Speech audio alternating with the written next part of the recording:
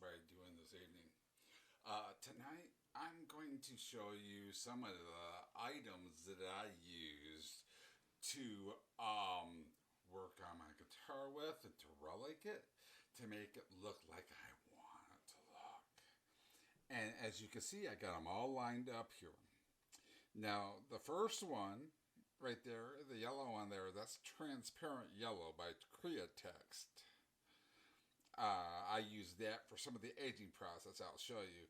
The next one is a potassium permanganate. Now that one is really, it stains really bad, so be careful with that. It's a powder. And the next one, yes, Marlboro cigarettes. The one following that is the True Oil. And then the other one is the liquid stain. That's from Stu Mac. The one sitting next to that, of course, is Elmer's coloring changing glue.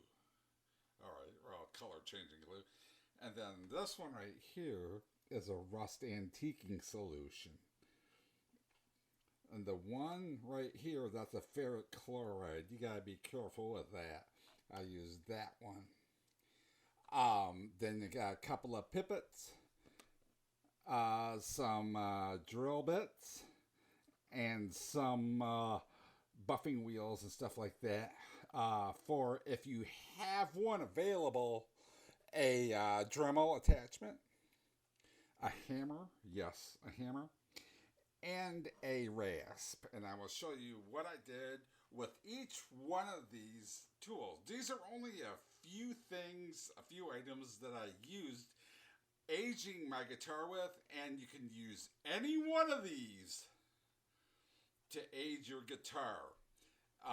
One quick note, the reason why I used the Ferric Chloride is because it's not as toxic. And what I mean by that is it's not as toxic as far as going to damage your lungs or anything like that. Like I've seen some people use muriatic acid to age their guitar parts, and that's really toxic as far as inhaling is concerned, and you need a wide open area and it needs to be well ventilated. If you don't have that, or if you're stuck in Michigan like I am and you got a big area to work in, it's no problem as far as using that ferric chloride. So it's not gonna endanger your health by inhaling it or anything like that. So those are some of the items that I used, and I'll show you how I used each one of these next. Now, before we get started, I want to give a big shout out to MTG Productions.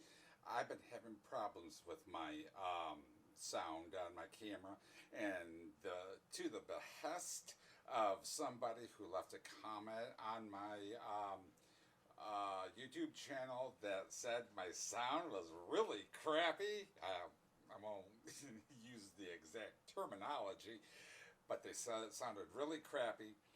And also my wife agreed, and between my wife and the help of MTG Productions, I was able to get my sound maybe a little bit better. So if it sounds good, give me a thumbs up on that, leave a comment or whatever.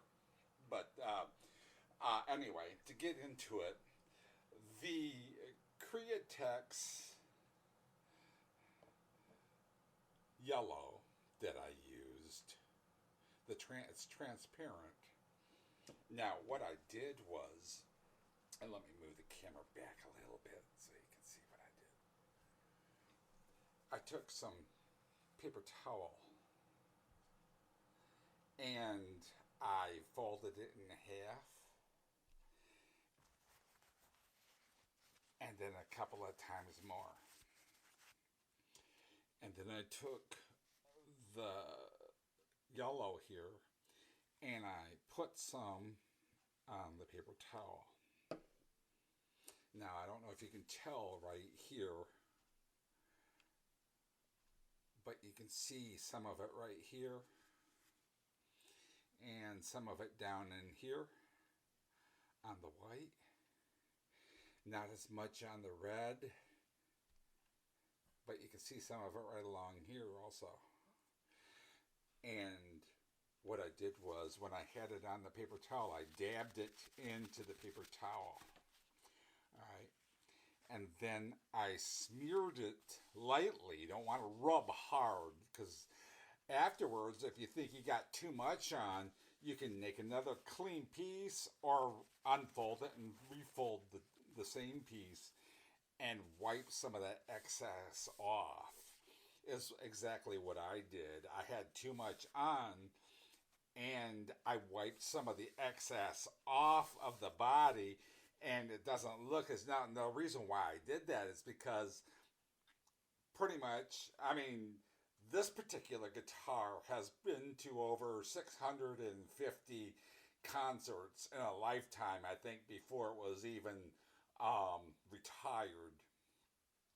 So I wanted to give it that nicotine look, you know, that yellowed look, like it's really been through hell.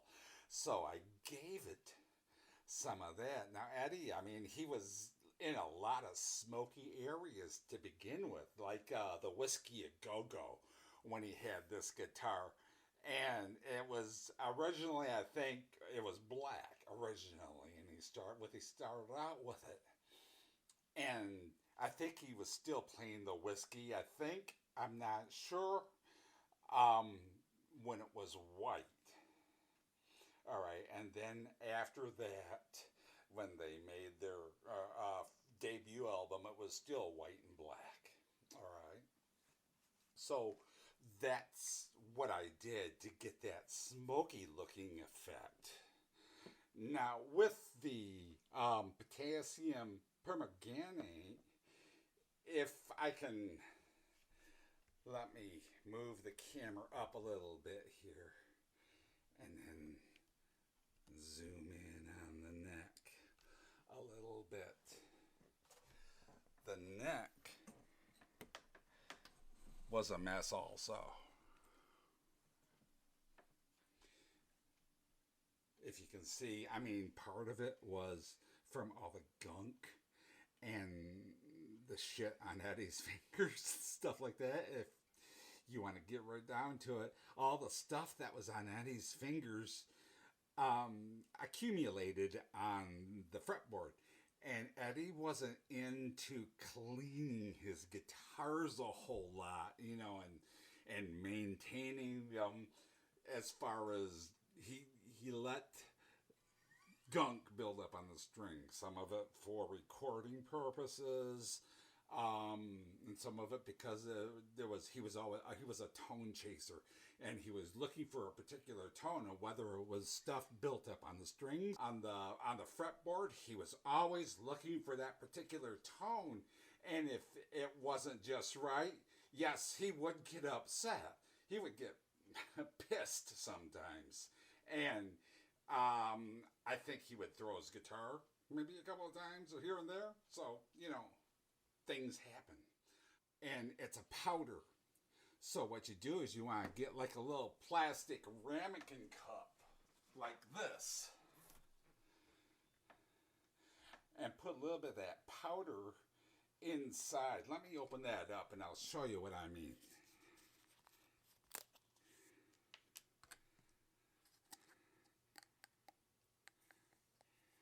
See, it's a powder. If I can hold, okay.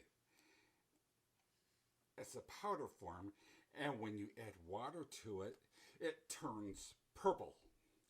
And if you happen to dump it on your floor for any reason at all, you're not gonna get it out at all whatsoever, because it stains like a bee hatch.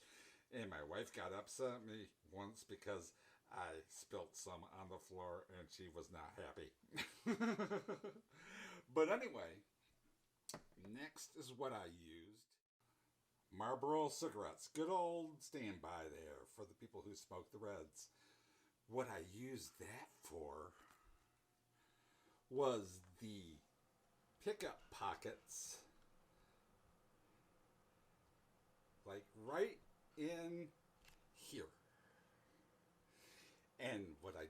also was what I got that effect, or how I got that effect, was I used true oil as a gun oil. And I used at least eight of these, burnt down to nothing but ash. And again, I put the ash and the true oil in a little ramekin cup. And I mixed it up with a skewer, like one of those little skewer sticks. And I mixed it up, and then I took a brush, like a painter's brush, like an artist painter's brush, and I took it and I brushed all of that into these pickup pockets here, into the white on the humbucker. See how it's kind of grayish in there? And what I did was I painted all that in there and let it dry. So that came out pretty good. The liquid stain from StewMac. Again, I took, like if there was a bare spot, any bare spots that were on the body of the guitar, like right up in here, over here, bare spots. And if they weren't dark enough or whatever, I would take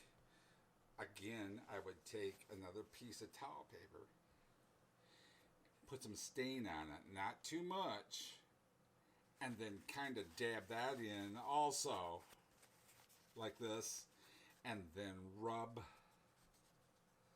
that into the areas where I think might be a little bit dark. The next thing that I used was this Elmer's color changing glue. How I used that was, let's say for instance there was a particular area on the guitar that I didn't want affected by any of the spray paint. So what I did was I dabbed some of this glue on there, and then I took a skewer again, and I would spread it out. Here, I'll use something else as an example. And I would spread it out to cover that particular area. And I would let all the spots dry overnight. And then the next morning, I would go along with that short skewer and I would peel up all of the, here it is right here, if I can get that, this rust antiquing solution from Sophisticated Finishes. Now you can get that from Amazon or any place that you can find it. That worked in conjunction with the ferric chloride. Now the ferric chloride is, like I said, it's not gonna endanger your lungs or anything like that. As far as, you know, the muric acid, where you have to have a mask on, you gotta be in an open ventilated area, it's not gonna affect you at all. I've used it in like my front room, dining room area and stuff like that, and they just wear gloves. Wear gloves and safety glasses. Always got to use, you know, proper PPE. Now, that I used on those two in combination, I used on the hardware. Now, I suggest that you don't use it on the bridge. There's too many moving parts, and it may freeze up some of the parts on the bridge. So I would suggest that you don't use it on the bridge. Now, you can use it on the tuning machines. You can use it on the input jacket. You can use it on other pieces of hardware, like I used it on the eyelets down here, and the eyelid on the horn, and I also used it on the tremolo bar. Now, once you use the ferric chloride on the tremolo bar, you're going to use sandpaper, you know, on any piece of hardware that you got. You want to use either sandpaper, or you can also use a Dremel attachment if you have one available. And in conjunction with that, you can use these buffer wheels, or you can use a small sanding drum to wear some of the chrome off the parts. And then once you've got the chrome wore off the parts, you want to use, again, you want to use maybe a paper plate, and then put the paper towel down on the paper plate, and then put your hardware on top of it. Now, as you can see here, you can see the effect. Well, let's see. You can see the effect against the white there. You can see the effect on the hardware that the ferric chloride and the antiquing solution is.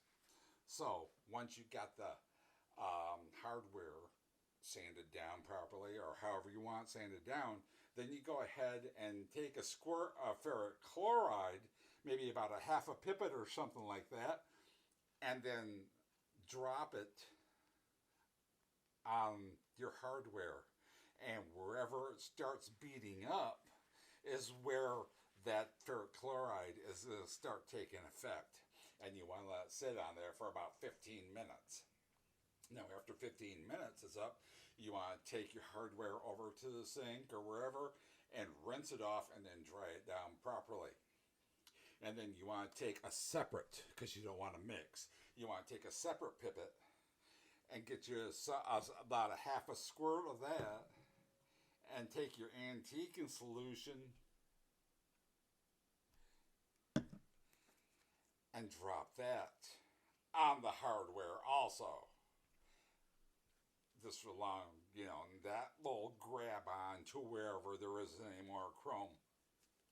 And then you want to let that sit on there for about 15 minutes of, you know, for any guitar that you're working on, this is, you know, some of the basic steps of what I took. And after you get that on there, and it's been on there for 15 minutes, then you want to rinse that off also. And you should have a pretty nice looking road-worn piece of hardware. Now, the reason why I don't like the muriatic chloride or the muriatic acid is because it leaves a crusty finish on your hardware, and then you got to try to scrape some of that off, and that doesn't look too authentic as far as being road worn and stuff like that. It's too messy, you know, and there's too much trouble in it. With this, you know, a little bit of ferric chloride, a little bit of antiquing solution, a little bit of water, rinse both off after each one is done, rinse them both off, and there you have it. The places where the original pickguard went, there is none. And what I used was these little drill bits here that went to my Dremel. And I took one and I would drill a hole. If I can get this open, I can't get it open because I had hand surgery a little while back and it's really hard for me to grip things.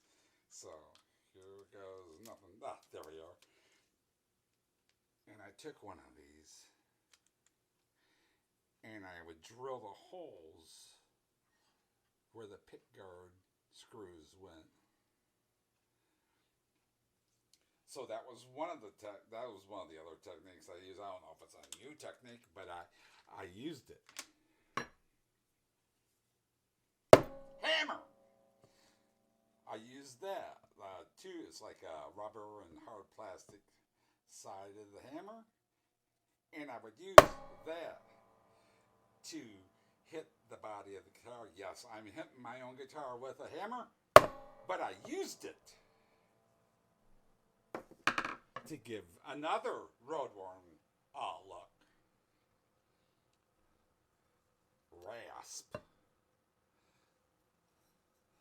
I use this for the edges of the guitar. Oops, sorry about that. I use this for the edges of the guitar. And, you know, as far as putting little marks right there. See how it's kind of ripping the wood right there? Now, as far as that, let me show you. And I should have gloves on when I do this.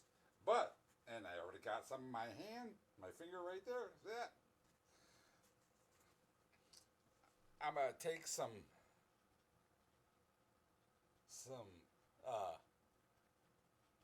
stain here. And I'm going to zoom in as much as I can. And if you can see these light areas right here.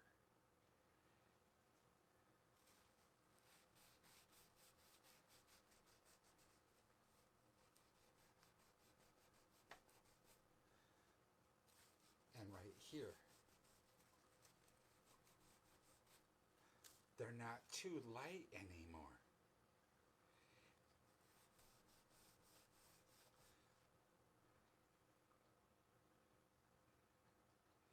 And that stain works. And if you get too much on there, you can go around there and wipe it off. And the stain works. It works like a charm. I tell you what, it's really nice to have that stuff. Now, Eddie, I mean, he's done a lot of experimenting on this guitar. And he never, especially for the switch and the dummy pickup up here, he put that in. He was wanting it to work, and for some odd reason, because he had really little technical knowledge of wire work and stuff like that, he couldn't get it to work. So the dummy pickup is non-workable. It doesn't work at all.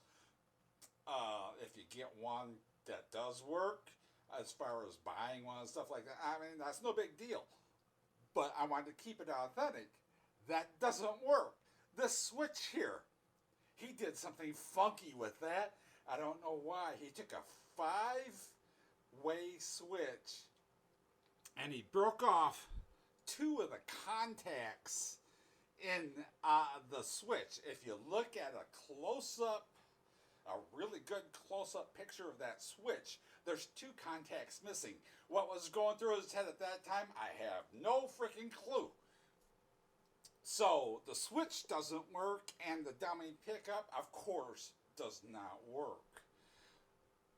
The pick guard here, if you look at the holes here really close, the shielding on the back.